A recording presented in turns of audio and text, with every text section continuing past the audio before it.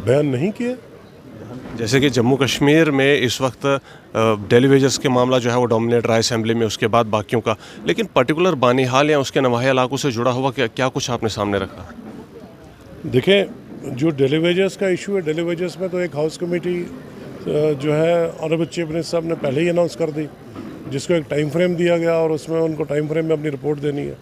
और जहाँ तक बानीहाल कॉन्स्टिट्यूंसी का ताल्लुक़ है, मैं जो सबसे ज़्यादा स्पीकर्स जो असेंबली के अंदर बोले हैं उसमें तीसरे नंबर पे हूँ। 62 मिनट मैंने असेंबली में अपनी कॉन्स्टिट्यूंसी और बाकी जो इश्यूज़ हैं उन पे बात की है, जिसमें बिजली, पानी, सड़क, टूरिज़म और दीगर जो मामलात हैं उन पे बात की है। और हमने हर क्षेत्र में हर जो वो इशू जो पब्लिक के इंटरेस्ट का है, पब्लिक को पर्टेन करता है, ख़ासतौर पे मेरी कॉन्स्टिट्यूंसी और खिता चनाब में, वो हमने वहाँ पे असेंबली में रखा और बड़े ज़ोर शोर से रखा।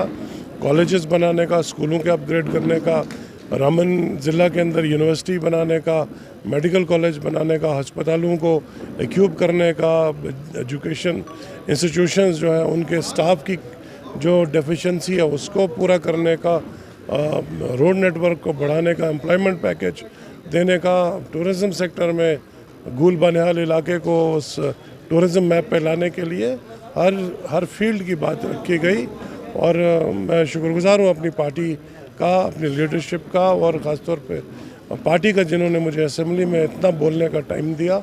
और हमने जिस तरह से अपने इलाके की नुमाइंदगी है, मेरे ख्याल में आपको ऐसी तारीख में नहीं मिलेगा वो मौका जो इस दफ़ा हमने जिस तरह से बात रखी है। जिस तरह से जो है वो आपने ये बयान किया कि आपने असेंबली में इस तरह की जो है वो एक बहुत बड़ा विज़न आपने बताया हुआ है, लेकिन नेशनल कॉन्फ्रेंस के मैनिफेस्टो में भी इससे बड़ा विज़न था। कहीं ना कहीं अब देखा जाता है कि जो विज़न पहले पार्टियां रखती है उस पर बाद में जो है वो पूरी तरह से कारगर नहीं उतरती। अगर खिता चिनाब की बात करें, खासकर आपके बानीहाल के जो नवाही इलाके आसपास की बात करें, तो वहाँ पिछले कई सालों से जो है, कई दिहाइयों की बात करें, इस तरह के जो है वो प्लान सामने रखे गए, लेकिन आज तक जो है वो डेवलपमेंट नहीं देखी गई। पिछले कुछ सालों में डेवलपमेंट देखी गई है, किसको क्रेडिट जाएगा वो?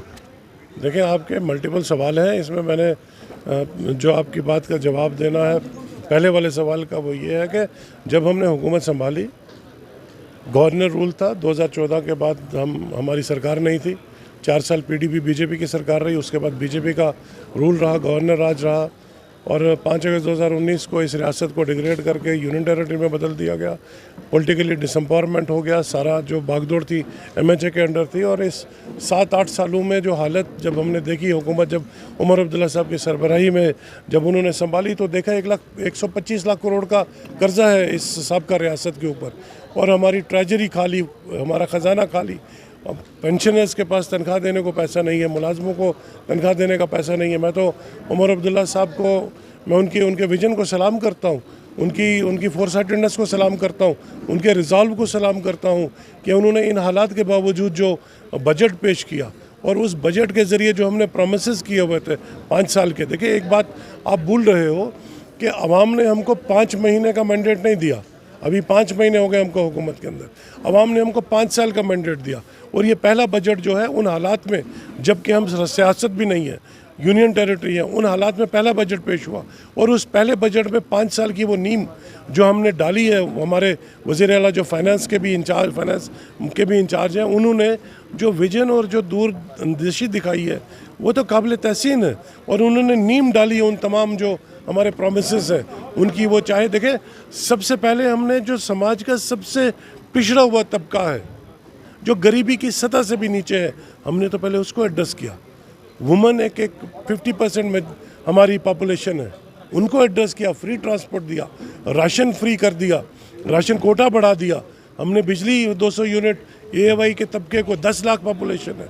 नेक्स्ट जब हमारी माली हालत बेहतर होगी, नेक्स्ट बजट में इंशाअल्लाह ताला जो बाकी लेफ्ट ओवर जो हमारे जो बिजली के हवाले से जो आज बहुत ज़्यादा ये बात चर्चा में है कि सिर्फ एक छोटे से तबके को एड्रेस किया।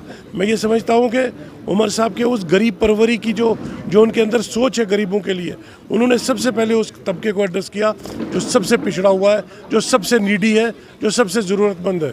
और इसके बाद के जो हमारे जो मंसूबे रहेंगे, BPL को भी बिजली फ्री मिलेगी, गैस सिलेंडर फ्री मिलेंगे।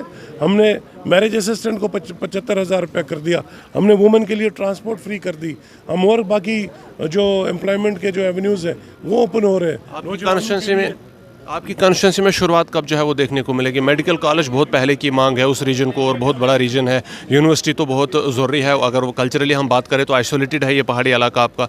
कब जो है वो प्रोजेक्ट्स पर काम शुरू करेंगे? और दूसरी सबसे बड़ी बात है, उस इलाके से टेररिज्म के कारण बहुत सारे लोग डिस्प्लेस हुए हैं जो वहाँ से निकल कर दूर दराज के इलाकों में जो है वो निकल चुके हैं। क्या उनको भी कभी कंपेंसेट किया जाएगा जिस तरह कश्मीर के डिस्प्लेस लोगों को किया जा रहा है?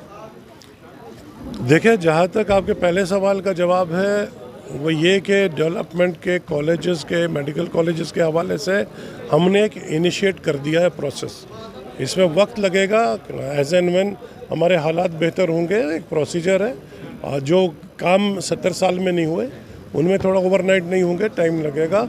और डिस्प्लेस लोगों की जहाँ तक बात का ताल्लुक है, बहुत सारे ऐसे लोग हैं जो मिलिटेंसी के कारण न सिर्फ कश्मीर से जिनको पलायन करना पड़ा, माइग्रेट करना पड़ा खिते चनाब के हर इलाके से, और कई ऐसी जगहों पे पुंछ राजौरी से जहाँ से मिलिटेंसी के जो इन्फेस्टेड फैमिलीज़ या लोग थे निकले हैं। तो हम उम्मीद करेंगे कि उनका तो एक रिलीफ का तो अपना एक सिस्टम तो है ही, एट पार उनको उसी तरह से ट्रीट किया जाता है। और उसमें मज़ीद अगर कुछ चीज़ और भी है तो वो हुकूमत करेगी।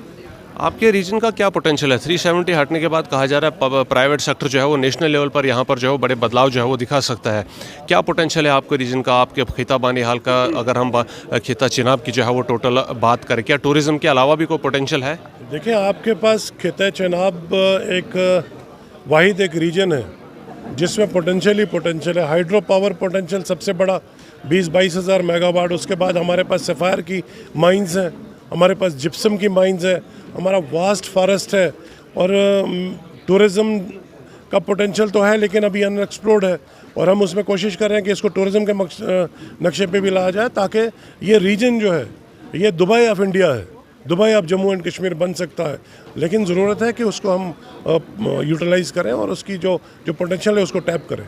यूथ को, इस रीजन के यूथ को जो है वो कहीं एम्प्लॉय करने के लिए क्या कोई प्रोजेक्ट जो है वो प्राइवेट सेक्टर से मंगाने की कुछ आपके यहाँ जो है वो चल रही है, संभावना है? देखिए कि रूटीन प्रोसेस है, ये चलता रहता है। अभी सावला कोड हमारा शुरू होने जा रहा है, इंशाल्लाह उसमें एम्प्लॉयमेंट नौजवानों को मिलेगी। उसके साथ साथ और कई ऐसी जो बातें हैं वो होने जा रही हैं। अभी प्रीमैच्योर होगा उनको डिस्क्लोज़ करना। बहुत सारे काम ऐसे हो रहे हैं जिसमें नौजवानों को रोज़गार के मौके मिलेंगे। बात करने के लिए बहुत बहुत शुक्रिया। सजाद शाहीन MLA बानीहाल हमारे साथ बात कर रहे थे। खिता चिनाब की बात करें तो ये बात सच है कि पोटेंशियल से भरा हुआ है, नेचुरल रिसोर्सेज से भरा हुआ है, एक्सप्लोर करने की ज़रूरत है, लेकिन वहीं बुनियादी सहूलियात से आज तक महरूम रहा। बदलाव लाने की तो जो है वो हमेशा बात रहती है, लेकिन इस बार की असम्बली से सारे लोगों को उम्मीदें हैं कि कुछ खास बदलाव जो है वो देखने को ज़रूर मिलेंगे। ख़ासकर अगर हम वहाँ पर एजुकेशन सेक्टर की बात करें, हेल्थ सेक्टर की बात करें, ट्रांसपोर्टेशन की बात करें, या ड्रिंकिंग वाटर की बात करें, या प्रॉपर इलेक्ट्रिसिटी की बात करें, तो खिता चिनाब और साथ ही साथ बानीहाल और उसके एडजेसेंट इलाके जिनमें कुछ नामोर इलाके जो है वो मौजूद है, वहाँ पर आज भी ये बुनियादी सहूलत जो है वो काफ़ी डिटेरियोरेटिंग कंडीशंस में है और उनको इम्प्रूव करना जो है वो बहुत ज़रूरी है। लेकिन इस बार की उम्मीद नेशनल कॉन्फ्रेंस से जो है वो लगी है तमाम लोगों की, और बानीहाल कॉन्स्टिट्यूंसी से भी नेशनल कॉन्फ्रेंस के एक नामोर नेता सजाद शाहीन ने जो है वो भारी मात्रा में इस बार अपने हरीफों को जो है वो मात दी और इलेक्शन वहाँ से जीता है, और अपने खिते को बदलने का जो है वो एक मुकम्मल विजन वहाँ पर रखते हैं। हमने कुछ गिने चुने सवाल पूछे, कैसे लगे आपको ज़रूर जानना चाहेंगे। कमेंट सेक्शन में अपने विचार हम तक ज़रूर रखें। चैनल को फॉलो सब्सक्राइब कर न्यूज़ को ज़्यादा से ज़्यादा शेयर करें। तब तक के लिए रखिए अपना ख्याल, दीजिए मुझे इजाज़त। जय हिंद।